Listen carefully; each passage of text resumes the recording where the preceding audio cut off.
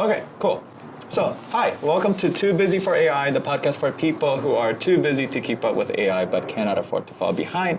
And if you are a busy college student, welcome. If you're if you're a college student, I'm guessing you actually are pretty busy. Well, presumably. Presumably.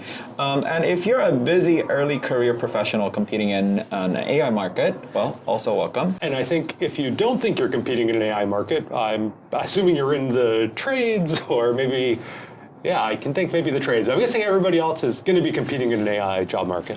Probably. And in fact, those of you who are competing in the AI market right now, you are probably under pressure to deliver, quote unquote, 10 times productivity with AI. And at the same time, maybe your employer isn't providing training. So if those describe you, welcome to our show. I'm Hansel, I'm an AI bum, and I'm Igor, I'm an AI believer. So we know you're busy, we're gonna get to the point. Today we're gonna tackle the question that a lot of people ask, which is AI going to take over our jobs? So Igor, what do you think? I think it's definitely going to evolve our jobs, but I think we still will have jobs.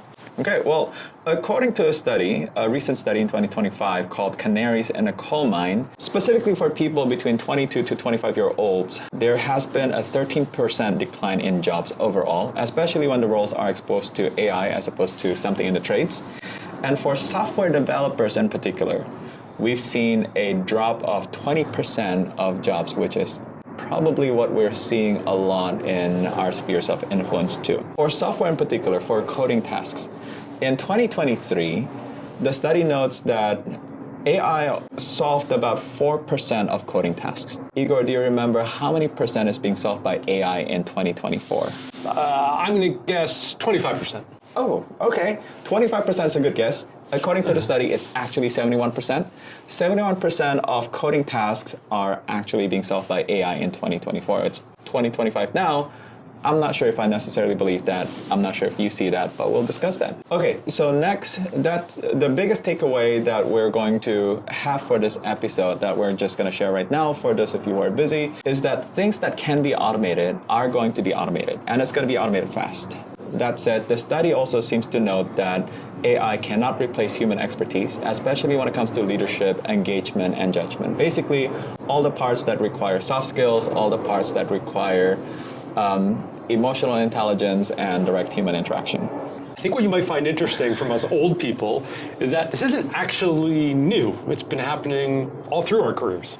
I think there's a little bit of confusion right now because in the last, 5-10 years, especially in my industry, the software industry, it has just been like a gravy train. Jobs everywhere, no one had layoffs, nothing like that.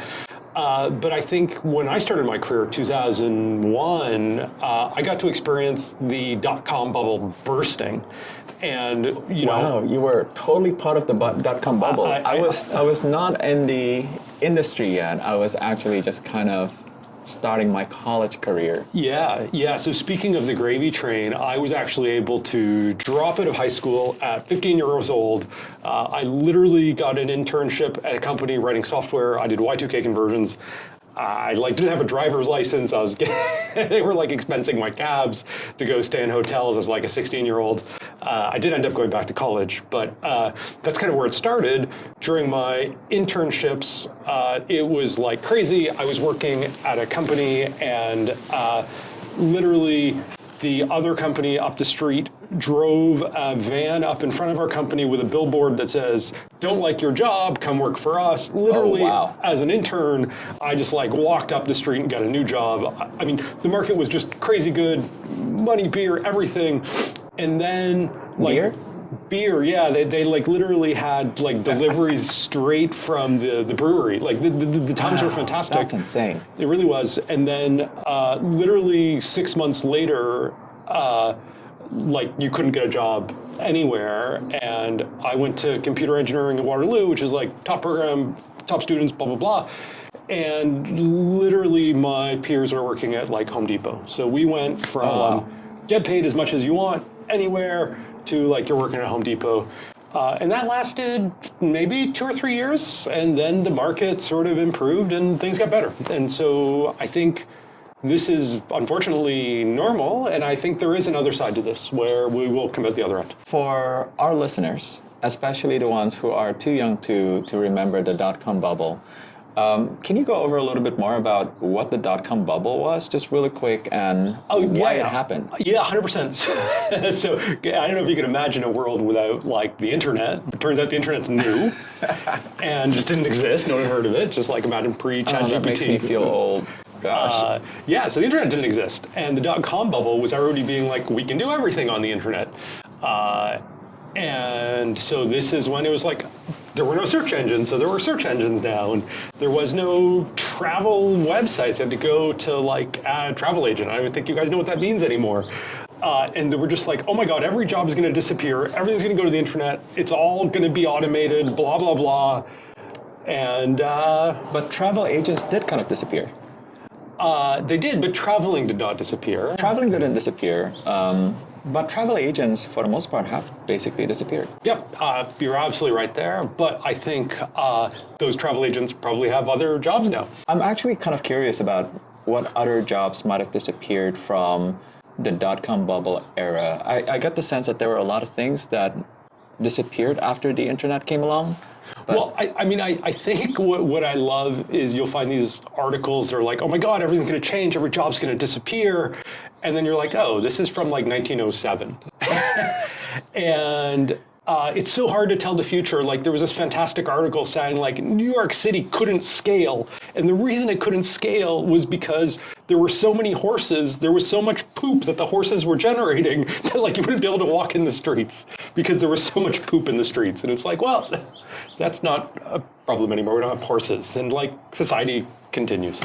Anyway, I'm a big, I think I'm an optimist. I think society continues. I think jobs continue for some period of time, at least. And then when they don't, things will be so different, we can't even understand what it'll be like, and I can't really give you an opinion on that. Okay, so I agree with you, Igor. I do definitely see parallels with the dot-com bubble from back then. I wasn't quite at the working space just yet, but I hear a lot of similar stories from people back then, exactly what you were describing. And I kind of wish that I got into software before the dot-com bubble, but I'm kind of glad that I got into it after. And like you said, there is actually a lot of opportunities that came after. It just wasn't obvious during the bubble itself. But let's talk about the present. Let's talk about whether the statistics that the article is citing is hype or whether it's something that we should be concerned about. Yeah, I love that. And maybe before we talk about the present, just frame up a little bit about the recent past. So before this AI world, what we did, especially software engineers, was really, it was about automation. How do you reduce costs by automating things? We couldn't use AI yet, but anything we could do to automate was really valuable. And that was something I spent a lot of time on in my career, and I coached a lot of people into thinking about how do you automate. And the reason automation is so valuable is you can just get more done in less time. It's great. And we often say that at work, right? We often say that as software developers, as engineers, our job is to automate ourselves out of a job. And that's actually kind of literally happening right now. Yeah, and that's the big opportunity we have right now, is to say, how can we leverage AI to get rid of all the stuff that we had to do that we no longer have to do? So I think we have a lot of college students here and maybe some early professionals. And one of the questions I got asked a ton, I still do, is what do you look for when you're hiring? And I get asked this as a manager at Meta, as a manager at Amazon, at Microsoft. All of them have their own words for it. But I think it really comes down to you're smart, you're a great person to work with, and you just get stuff done.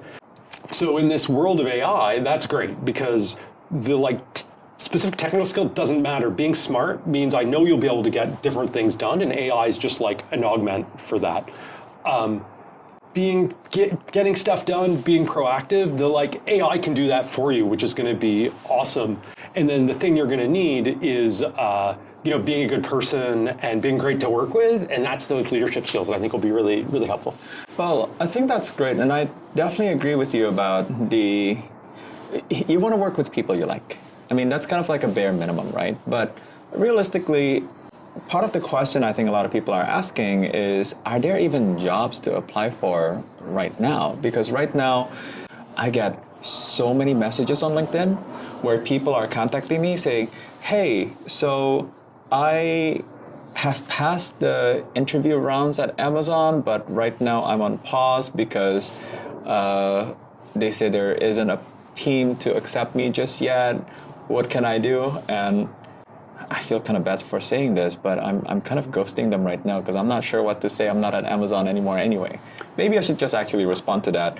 But I'm also hearing that a lot from my students when I teach at the university, where they apply to 500 jobs, 600 jobs, and crickets, there's absolutely nothing. If there's less jobs, I mean, I'm not in the job market right now, but it seems I'm hearing that a lot as well. I guess there's a couple of things I would say. One, I hope there's going to be more jobs in the future, and if the past is an indication, there were. And at that point, you're going to want to have those skills, to focus on those skills. Two, this might be an opportunity to do things you wouldn't have considered otherwise. So it's possible this is the chance you want to go do your master's or your PhD. You know, it sounds kind of weird coming from me, given that I teach undergraduates and graduate students, but I actually disagree with that. I'm not so sure it's a good time to get a master's. And that also goes back to my experience back in the dot-com bubble, where so many people back then they were laid off, they quit their job as a software developer, they went back and got their master's degree in something else, and it actually really didn't help them when the market picked back up again. What I really think needs to happen is people really need to get those functional skills to use these next generation tools, the AI tools. And in fact, literally yesterday, I was in California, and right now we are in beautiful Seattle in the Arboretum. And yesterday I was in California just for the day for a conference, and all these startups, all these founders, they are hiring students. They are hiring college students. They are hiring people who are new into the industry, but specifically people who have AI skills that can very quickly automate the kind of stuff that they have solved. So people are hiring students. People are hiring people new in the industry. But the requirement that didn't exist before is those AI skills.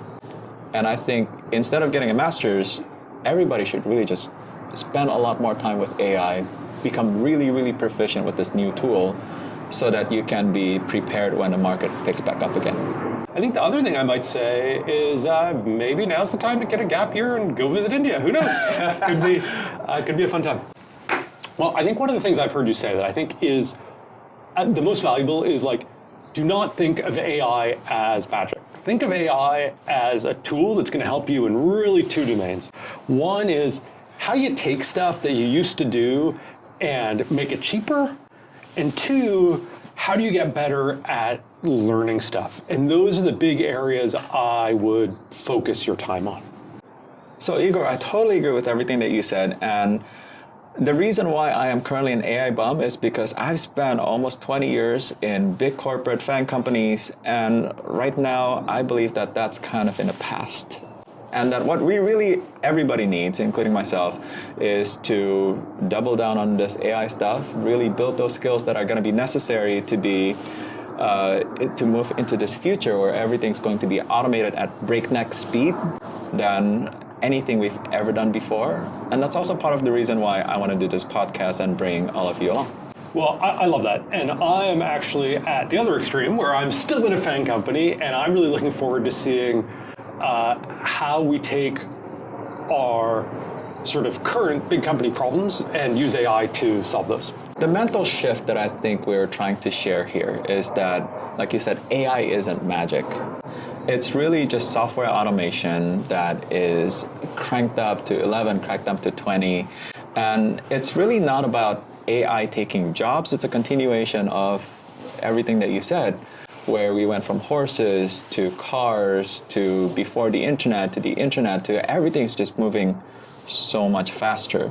And really, at the end of the day, your job as the busy student, professional, programmer, whatever it is that you do, is to identify what can be automated, to learn how you can use AI to do that kind of automation, and to double down on the human components. making that kind of judgment decisions, those kinds of leadership, that kind of relationship, the emotional intelligence portion of things.